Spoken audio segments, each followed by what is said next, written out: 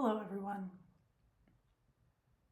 This training is for TSD managers, specifically about how to establish performance goals for the employees or managers. First, before we get started, I'd like to let you know that we do have resources available on the TSD HR intranet, and I'll show you where to find that. Go to the TSD intranet page, and in the menu navigation, go down to Evaluations, and within that drop-down menu, select TSD Performance Evaluations. There you can select Managers. There will be the Manager's Guide available with some additional information about how to navigate through the annual evaluation process. More information will be coming soon. The remainder of this will be discussing two parts. The first, how to establish the evaluation itself, and then getting the criteria set.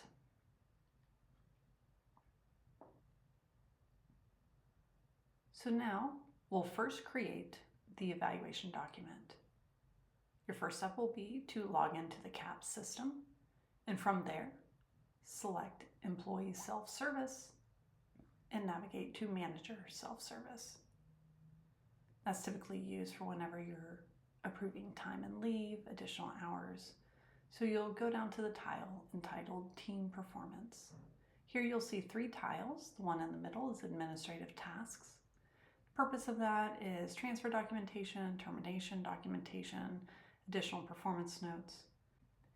EPM is where you can run performance reports. You can get more information in the Manager's Guide found in the HR intranet. For today's purposes, I'll select Team Documents.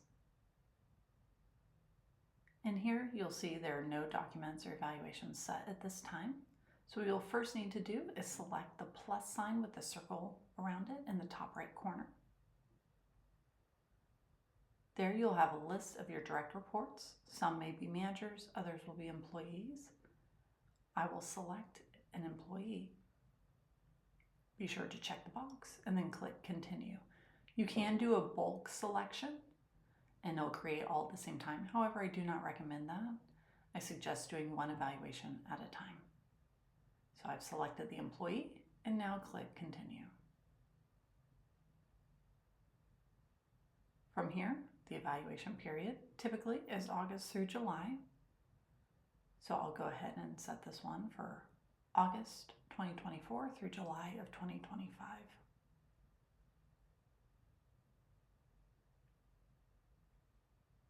So I'll select July of 2025.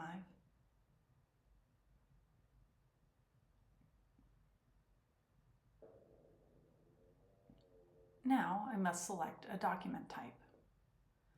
The drop-down list has 4 options available. We will focus on the 2 middle options, being TSD Employee and TSD Manager.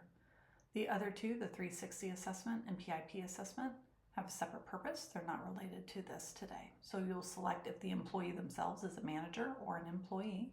So be sure to select the correct one to match your employee's needs. I will select TSD Employee. It asks if you'd like to clone from previous documentation. I also don't recommend that because it'll pull the exact same information from previous. And so from there, I leave it at no and then select the template. TSD Employee means that they work year-round for 12 months. For those who work less than 12 months, then select the other option. So for those who work 260 days or 12 months is the top one. Those who work less than 12 months or less than 260 days is the bottom option. So TSD Employee is selected for those who work year-round. So I've got all of this set up. Everything looks good. It's the right person, the right role, and from there I'll select Create. We have now created the document. At the top you'll see the employee's name. The next step is to define criteria. So I have set up, created the document for the evaluation, and now it's time to define criteria. Select the 3 dots here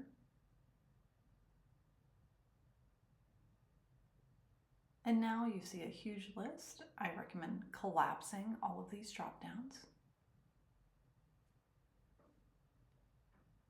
And so I will give a little bit more explanation before going into each of these.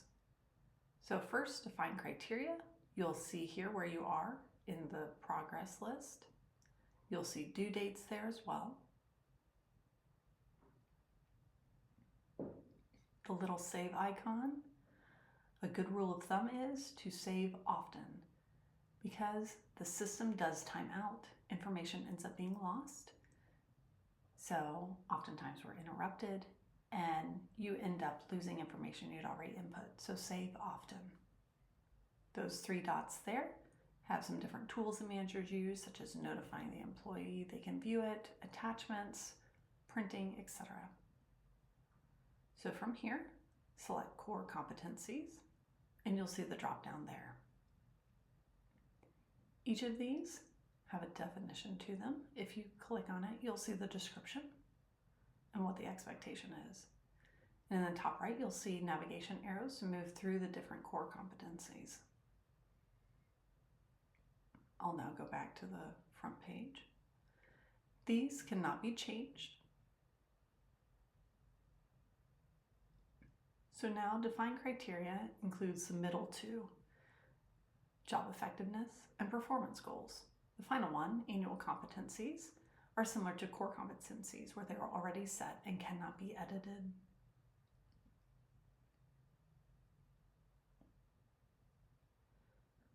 For job effectiveness, that relates to the job description. So once I'm ready to get started with that, I can attach the job description. I do that by going to the top right and selecting attachments. So I select add attachment. So you have options you can drag and drop in.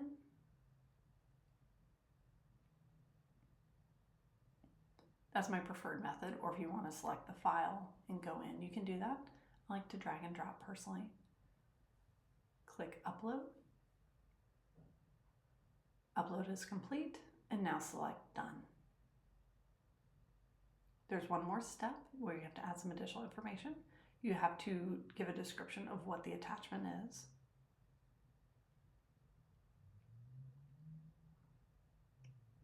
And this next part is about who can see it. I recommend always choosing employee and manager. From there, click done.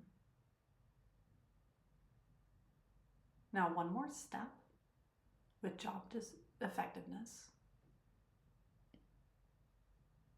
It says define item weight, as you see here, or you can navigate there from here. So select item, not section.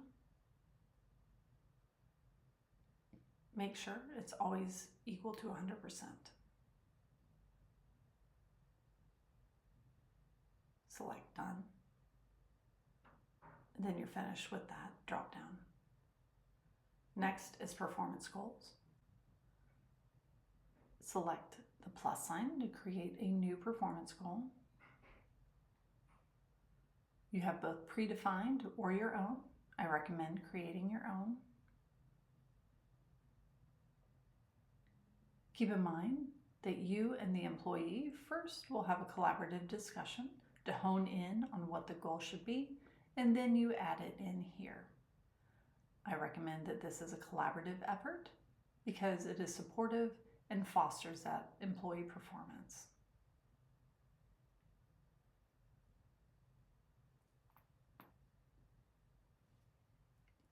Regardless of the title, it's important that you know what year it's for.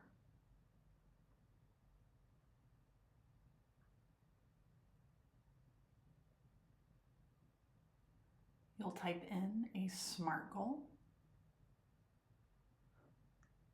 Then you can select a due date that you and the employee agree upon. For this purpose, I will say the end of April.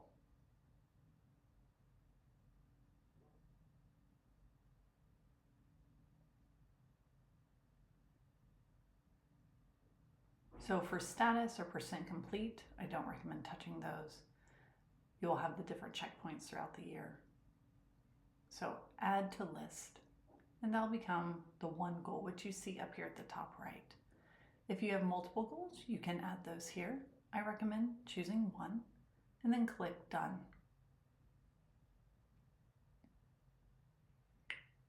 So you see here, there's two things listed. The first one is preset. Let's look at the second one here, and then we'll need to add the item weight. So 100%. If I had two goals, make sure that they have an equivalent of 100. So it could be 60-40, 50-50, 70-30. And now I'm done with this. It is now ready. The next step is to click Complete. However, before I do that, I want to first save everything.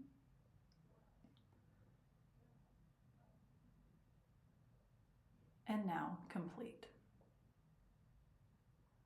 As you see here, I'm done with all of it. However, my employee cannot currently view it, so I must change the visibility.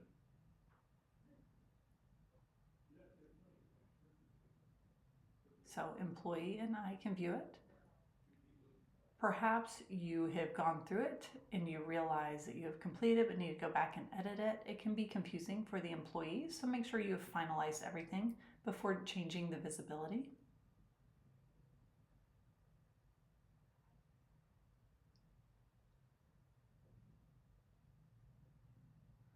So from here, I recommend selecting Notify, that the employee can then view their evaluation.